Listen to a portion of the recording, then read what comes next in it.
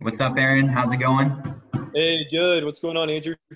Nothing much. How you been? Oh, good. Just enjoying the start of winter break. Just started, so I'm excited for Christmas coming up for the new year. Yeah. 2020 has been an interesting one. So Yeah, a few days out from 2021. We'll see what that has in store for us. We're ready for anything at this point. that's right. Yeah, crazy. Well, thank you for joining me, man. Super excited to talk to you, hear what you have to share. I know we've known each other for a couple years now, and I know you're a learner. I know you're someone who takes action on what you're learning, and I'm always excited to hear what the Lord's doing in and through you. So thanks for the time, man. We will jump right in. Just love to hear a little bit about your family life. So go ahead and share that. Yeah, sure thing.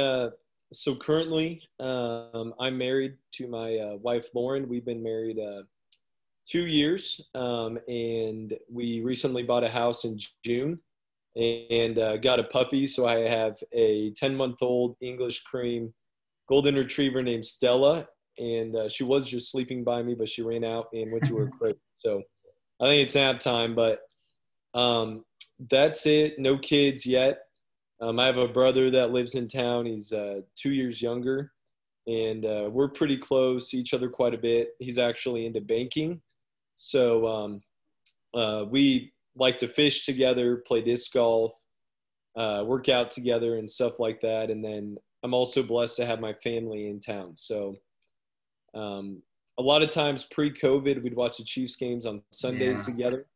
But now that there's COVID, we haven't been doing as much, but we still talk on the phone probably 3 times a week on average, just to stay in touch, to see how everyone's doing. And, it's, we do stuff outside too, like over the summer we went fishing, my dad and I, or golfing, anything outside. But ultimately, I feel pretty blessed that my dad's one of my best friends and I get to see my mom a lot too. So it's been good. good. That's awesome, man. Sounds like a great family unit. And I know, didn't your dad pass that leather chief jacket down to you, right? Yeah, yeah. So my dad has it's like a leather it's a champion like coat or jacket. Yeah. It's a Jeep. And, it's kind of funny because he passed it down. He's like, it doesn't fit me anymore. But then I think my dad dropped like 30 or 40 pounds, so it may fit him. But he gave it to me, so I'm not giving it back. It's nice. It's a nice jacket. No take backs. What a time to snag that as well, right? When they get the Super Bowl title. And what are the chances you think of a repeat this year? I don't want to jinx it, but I think they're pretty good. I think I'm feeling pretty good that they said the running back might be back by the playoffs, Clyde Edwards. So that's good. And I don't really think anybody can stop Mahomes on offense. I think the only way to beat the Chiefs is to put up more points than them. And we're going to put up at least 30 something a game. Yeah, So I feel pretty good about the odds. absolutely. I agree. I agree. Let's do it. So I know you're a soccer coach currently, but I know you're just into athletics in general. As a player, what did your athletic career entail? Yeah, sure thing. So I did a little of everything in high school. So dating back to high school, I attended Blue Valley North High School here in Kansas City. And in high school, I did a little bit of baseball. I grew up playing baseball, loved it. It was kind of the first love along with soccer. And I played soccer there as well. It was a great experience. I feel like I learned a lot athletically as well as life lessons through sports. That was probably the biggest takeaway for me was perseverance. And it kind of taught me mental toughness, that I could get through hard times. And it really helped me. And then I also, on top of soccer, I kind of got into throwing the javelin, which is a unique sport. And that actually, so my dad threw in high school and then in college. And I got cut from the baseball team when I was a junior. And he's like, hey, how about you throw the spear? And so the story is we have an old javelin in my parents' garage. And my dad had it from like college.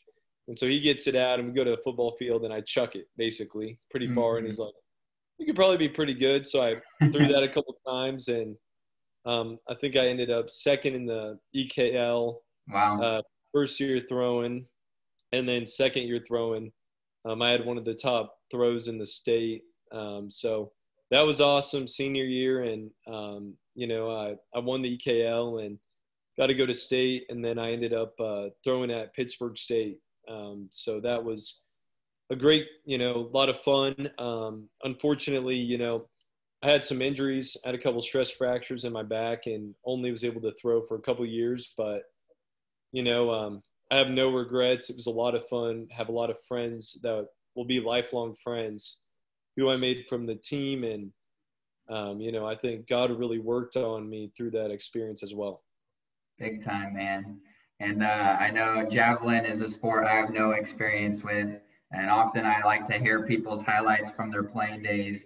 With javelin, was it like when you went to make a really excellent throw? Did you feel it as it was going through that, man, this is going to be a good throw? Or what was the adrenaline? What was the once you saw the distance, etc.? How did it culminate in excitement, especially finishing? You said high in the EKL, etc. So what were Yeah, those sure. moments like? Yeah, sure. So, I think my junior year is a lot of learning how to throw. And then by the end of the year, I was pretty good, but I was really inconsistent because my technique wasn't great. It was kind of like, someone who's new to the PGA Tour, they might be good, but they're very inconsistent. And that's how I was. But my Yeah. senior year, I was really excited going in, and I thought I'd have a chance, to finish pretty high in the state. So worked really hard in the off season, went into the season, and you know, I think I had 6 or 7 meets in a row where I finished first place. So I would, after like the third or fourth one, you're seeing the same people at all the meets, and Mhm. we would go to check in. We'd have to all go and check in with the guy and tell him our name.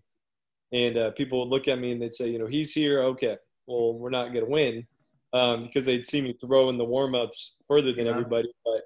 But I think, it was a big confidence builder. But, it was a lot of fun. And I think, I had nervous energy usually before competing that helped me compete. Hmm. I was a little bit nervous, but I was able to channel that. And, my best meets weren't where I was blowing everybody out. Mm. It was where I thought a guy might beat me and we were close. Yeah. And there was one meet in particular I remember against a kid who actually went to Shawnee Mission West and threw at Troy Mhm. University in college. And we were back, forth, back, forth. Like I'd throw a throw, he'd beat me by a foot. Then he'd throw, and I beat him by 2 feet. And then it was back, forth, and I ended up beating him by probably 3 feet or 2 or 3 feet in the end. Wow. But, it was pretty crazy. A really good memory, but I remember a really big, probably my biggest breakthrough was senior year. I had a personal best by 17 feet on a throw, which is a lot. So I went from, I Yeah. think, 168 to 185. Wow. And I remember throwing it. And, I'd been waiting for the breakthrough because it happened in practice, but I hadn't seen it in Mm. the meet. And my old man was actually recording it. And I remember running down the runway and just kind of feeling slow motion, I guess, Yeah. and then throwing it, and I could tell it was going to go really far out of my hand, and it just stayed up in the air forever, and then it came down, and they yelled out 185, and I remember just being super pumped, and it's pretty cool because my dad got it on video, and Nice. yeah, I can see that, but that's definitely a good memory, and I think. There was out of the guys who threw at Pittsburgh State with me in college, um, 3 of them were at KU relays competing against me Wow. in high school my senior year. And one guy, I think I took sixth place. He took fourth or fifth. I took sixth, and then the guys who got seventh and eighth also went to Pittsburgh State. Wow. So all ending up there, and there were pictures in college where we were standing by each other, and then we could look back on the high school pictures when we were all scrawny, and we don't need to talk about that, but we were tiny, and and then ending up being friends in college. It was Yeah. it was a little bit different, but Yeah, definitely. I still feel it when I coach. It's just a different type of Yeah, competitiveness, but I still get a little nervous, still have that fire. It doesn't really yeah, go away. It's different. yeah. Absolutely. That sounds like great playing experience. That's awesome. And speaking a little bit to the coaching side, how long have you been coaching? What all have you coached, etc.? Yeah, sure. Doing a little bit of math here. So this will be my sixth year as an assistant track coach. So I coached javelin at Olathe East for a year, and it was kind of funny because I had just soon taught at Olathe East, and their coach, they were looking for a javelin coach, so they knew I'd thrown, so they asked me to coach, and I went out and coached. And their girls track team actually won state that year. So it was like really random. He was like, first year coaching, get to be part of that. And I was like, that's cool. Hmm. And then, I went to South. And so this will be my fifth year at South coaching. So Yeah. sixth year overall. But, coaching the javelin, year number 6. And then for soccer, it's going to be my fifth year at Shawnee Mission South, coaching in my second year. Next fall will be my second year as a head coach. So, it's been a big blessing. This year as a head coach wasn't what I expected from what it's when I was an assistant coach the last 4 years and I took over as the head coach. I had certain expectations on how the off season would Hmm. go and preseason and everything. And because of the pandemic, it was different and it was a huge adjustment period. But um, yeah, I definitely really enjoy the coaching aspect and getting to know the kids. And, something that I've realized is you never stop learning. You Yeah. always are learning. And a lot of times it's one of the biggest blessings in coaching is the other coaches and Yeah. um, how willing they are to share their craft with you and how humble they are for the most part. That's been probably one of the best parts of coaching.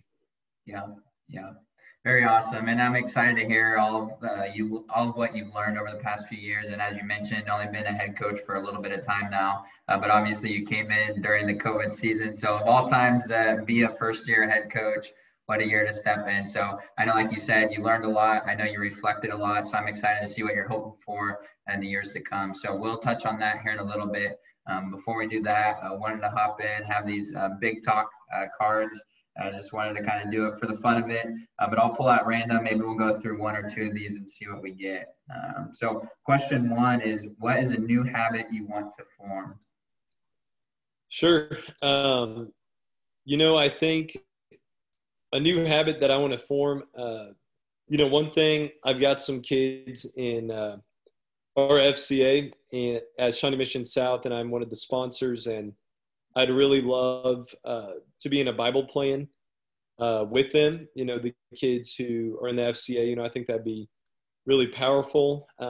That's one habit in 2021 that I'd love to form. And then another one, um, there's some guys in my Bible study that I'm in. We meet on Monday nights. It's through my church, and there's a bunch of young couples who are part of the Bible study. And I'd really like to get to know the guys on a more deeper level rather than, just meeting on Monday nights, just talking through the script. And I know a couple of them, but we've had a couple new guys join the group in the last year. And I think it'd be really great, once a month or twice a month to meet for coffee, talk through the Bible with them, get to know each other better and do stuff outside of group. So, Yeah, I just think meeting more, forming more godly relationships, with people from my church. That's probably the biggest habit that yeah, I'd like to pick up, just because being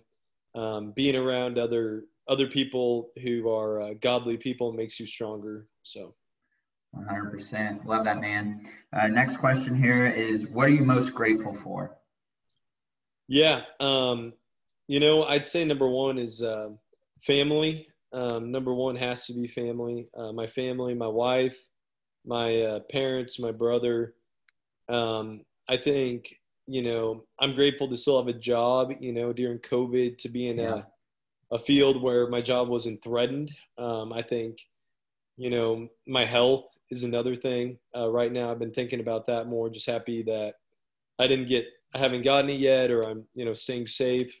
And, you know, ultimately, like with my job, also, I'm really grateful that I have a job where I don't dread going to work every day, and where I feel like I'm living to make an impact, and there's a direction in it. I don't feel like my work's different every day. It's not the same. Different things happen, and there's a lot of opportunities, to bring about change in people, and that's a blessing. I couldn't do a job where I sit in a cubicle and do the same thing every day. So for me, being able to see a direct impact really has a benefit. Yeah. And you mentioned teaching there a little bit. I know teaching, like you love it because of the impact you get to make. But at the same time, these students are in a fragile state of life, and obviously in the world that we're in with technology at the fingertips, a lot of times students aren't necessarily developing the right habits, not the correct work ethic, and there are many challenges to being a teacher. But what is something that you're excited about with teaching at the moment? Yeah, sure. So I think right now, like you said, it's been a challenge, being all online except for 3 weeks since September 9th. So it's been a really big challenge.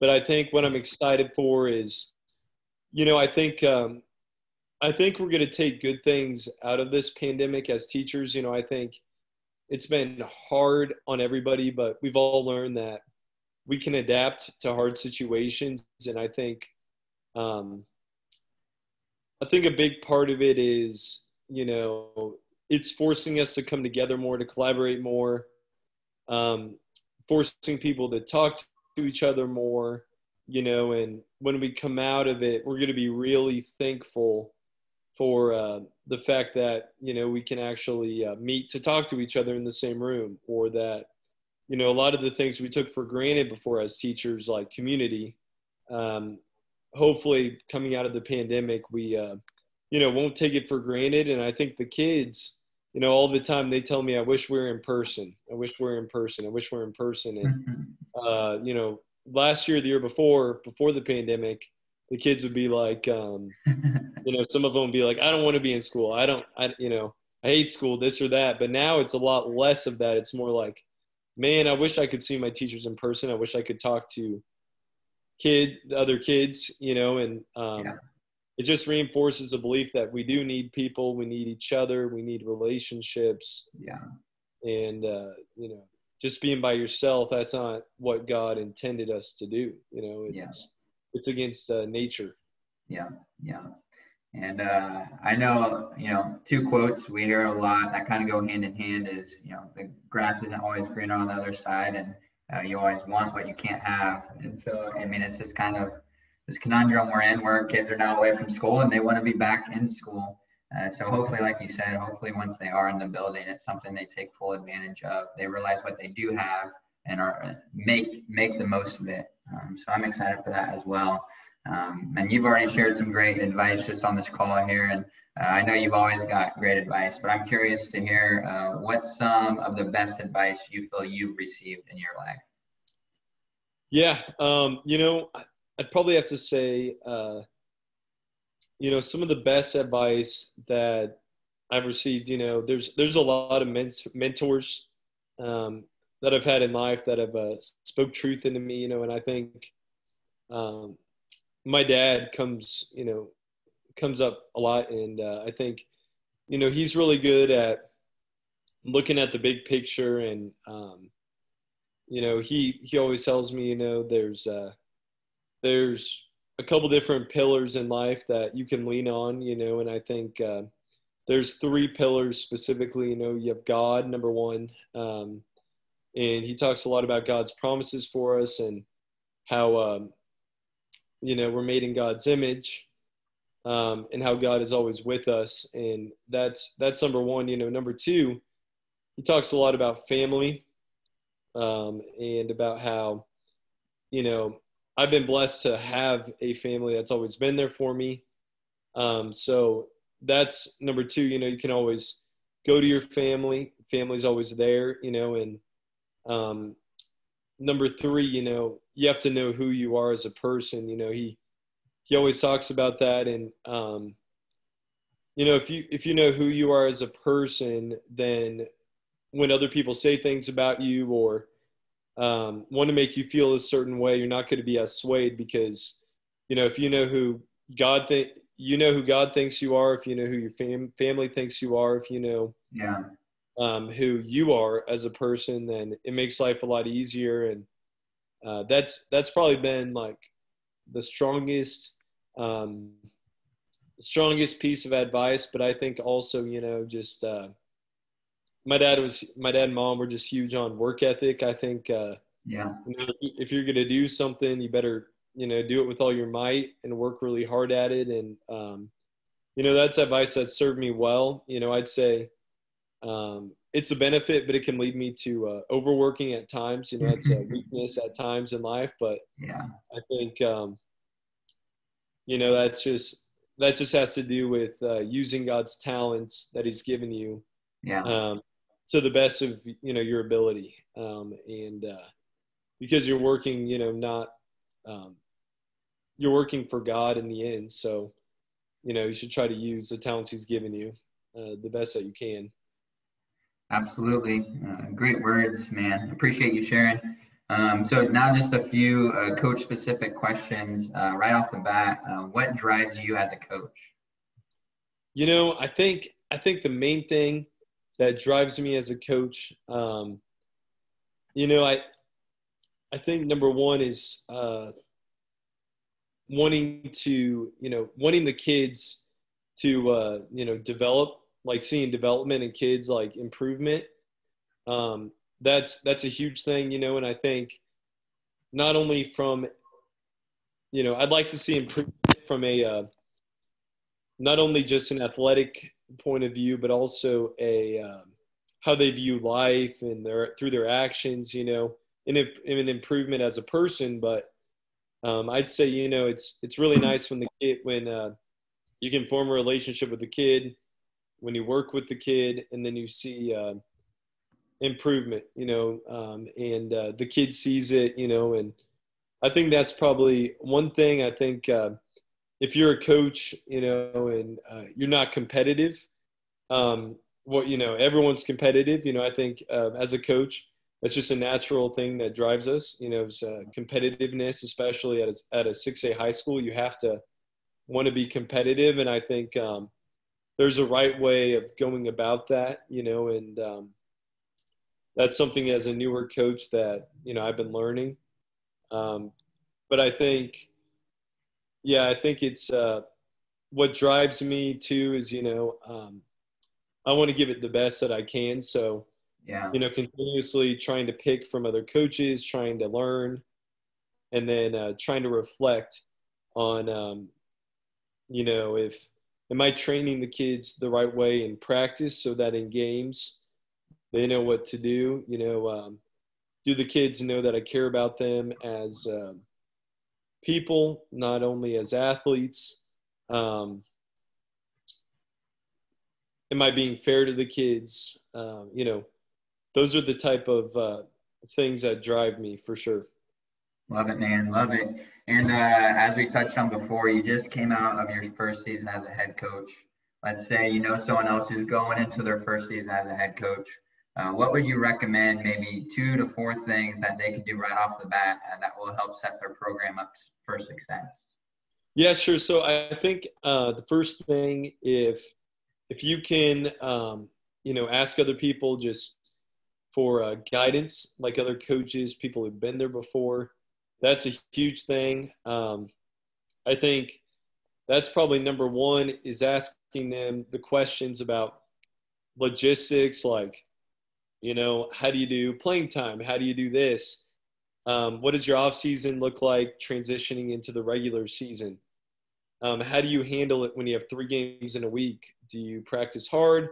How do you keep practice really competitive without hurting the kids when they're sore. There's just many different questions, like how do you handle your assistant coaches and work with them? And there's a lot of questions you can ask that just make your program run smoother. That's number one. Number two, I'd probably say is thinking hard about what do you want your team to be known for? Like when you think of professional teams, for example, we know that in football, the Chiefs pass the ball really well. We don't really run the ball well on offense, but we don't need to because we're so good at passing the ball. And our defense is okay, but since we are so good on offense, that's what they're known for. You think about the Pittsburgh Steelers of the 70s. Amazing defense. They would, smash mouth offense, run the ball all the time. And West Coast offenses, San Francisco 49ers, each team has to be known for something. And I think finding your identity and thinking long and hard about what do you want your program to be known for? Like when we play this school, what do you want your program to be known for? How are we going to get there?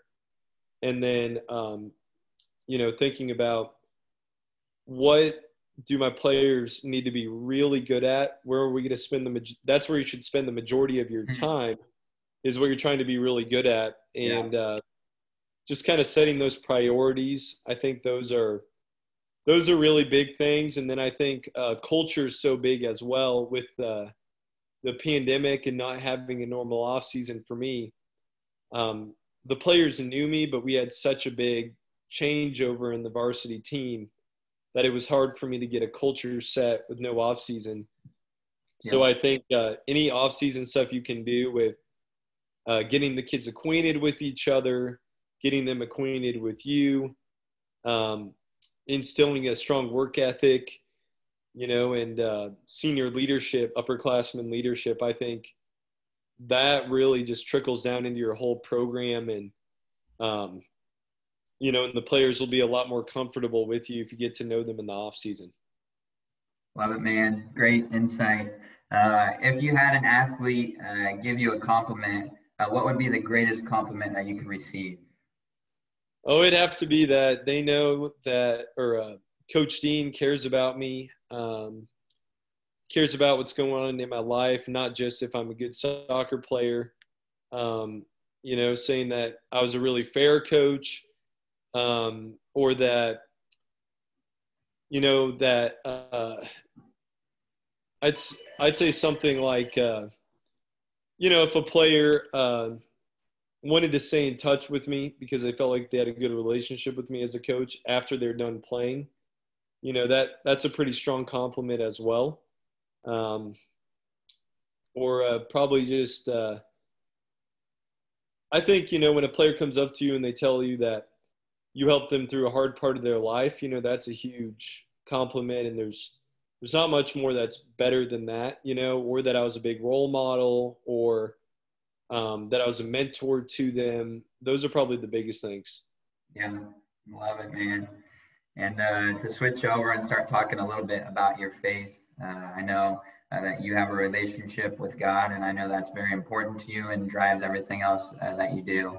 And I know in our society today, a lot of times people try their absolute best to be as good of a person as they can, which is a really good thing. I think a lot of times people work as really hard as they can, once again, which is an excellent thing. But in our walk with God, often it's not about what we do, but what's been done for us. In your life, when would you say you realized that eternal life, eternal relationship with God was by grace through faith? When did that click for you?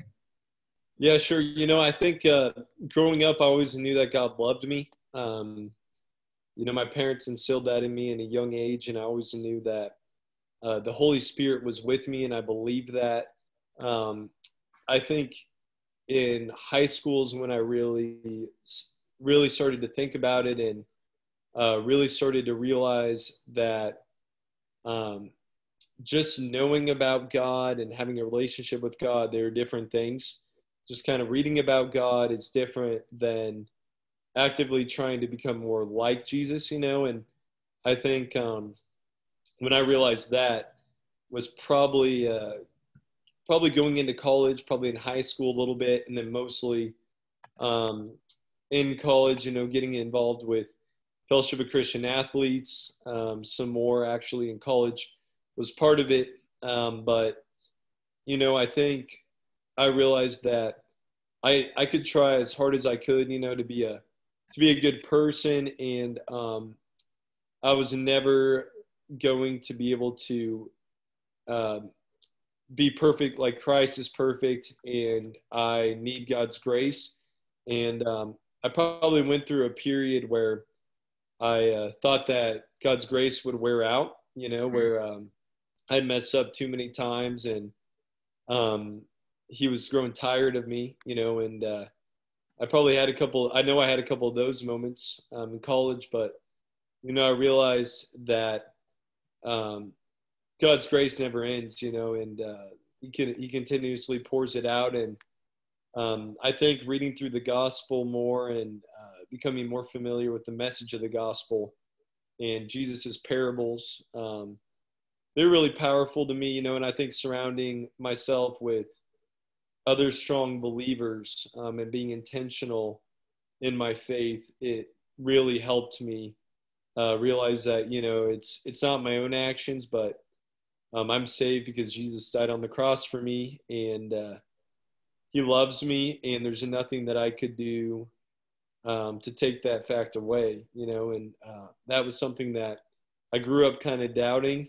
I thought, well, there's always a point where your salvation could be stripped, but I've realized, through reading the gospel and being more involved with my faith, that isn't true, and I think the devil wants us to think otherwise, but, it's just been something I've had to realize through becoming more familiar with the gospel and its message. Yeah, yeah. I agree with you, man, and appreciate you sharing a little bit of what the Lord's done in your life. I know he's working on me as well, and I know he desires to work on the hearts and minds of every other individual who's living. So thank you for sharing a quick snapshot of that. So just to touch on a few more coaching questions, and then we'll just do a few of your favorites before we finish up. And so two coaching questions is, you have the winter months, you have the spring months, and like you said, you'll hopefully get an off season where you get to do some kick around stuff in the summer, and then you're back into it for your second year in the fall as a head coach. What are you looking forward to? What are you most excited about for that time in the fall next year? Yeah, I think hopefully having a normal off season is part of it. I'm excited about that. After the season, I took a couple weeks. I didn't think about soccer. I tried not to think about it. I tried to just get as far away from it as I could, just cleanse myself and refresh. And then, after a couple weeks, I started to slowly kind of get the hunger back, and I think that's a thing all coaches go through. And this fall was such a demanding season. I think we had something like 15 or 16 games in 7 weeks. So we had 3 games a week twice, and I think spending more time with my wife and family and friends is what I started doing right after the season, because, ultimately they're the ones that paid the price when I'm so busy. Yeah. But I think, I'm really excited for, we've got a good group of returning kids. I think we've got about 6, I think we have 7 sophomores that played some varsity time coming back as juniors. And then we have juniors coming back as seniors to be our leaders.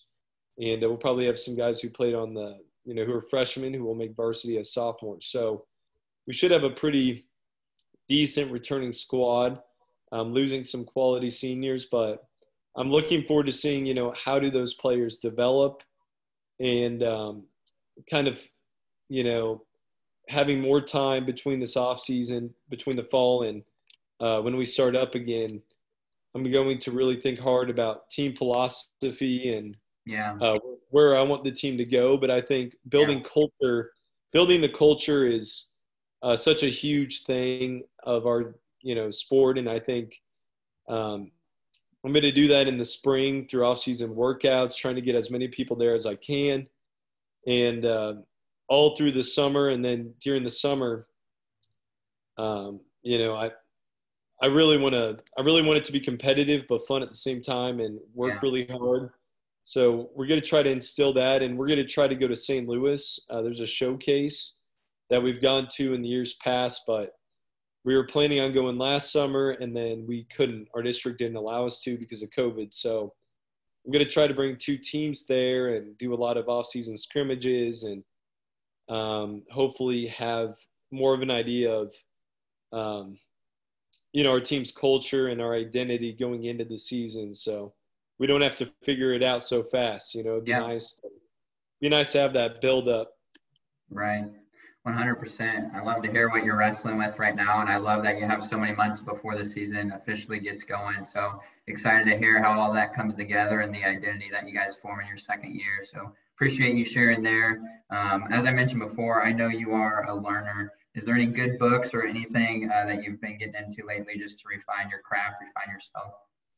Yeah, you know, I'm a big believer in a couple different coaching philosophies. I think first off, I think my athletic director, I have to give him credit because um, I've never had the talk with him about, you know, his relationship with Christ, but by his actions, you know, I feel like he has a relationship with Christ. And I think his wisdom, being humble and being willing to invest in me and spend time with me, Hmm. having conversations in my first year, that was so key. I could walk into his office, shut the door, and we talk.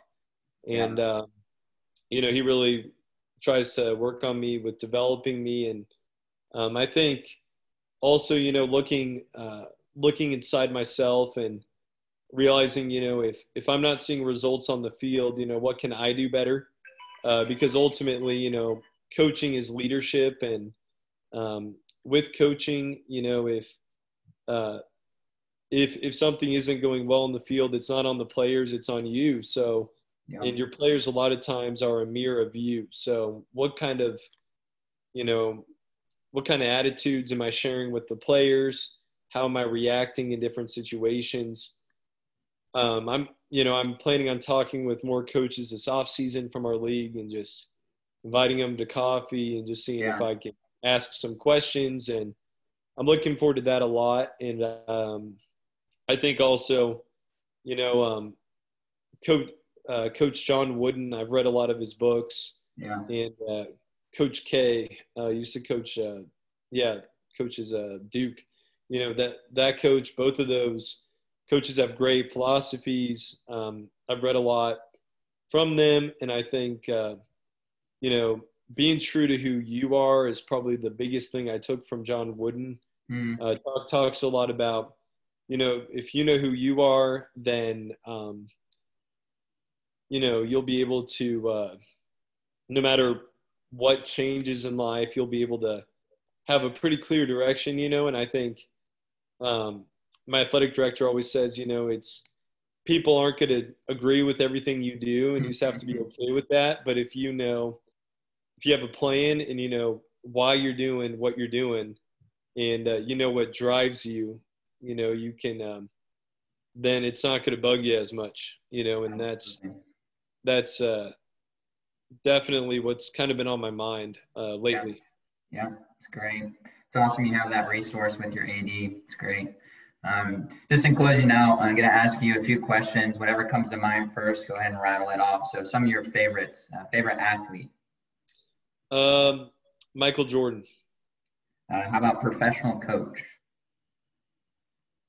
Ooh, professional coach. I'm gonna go with let's go with Andy Reid. Let's go.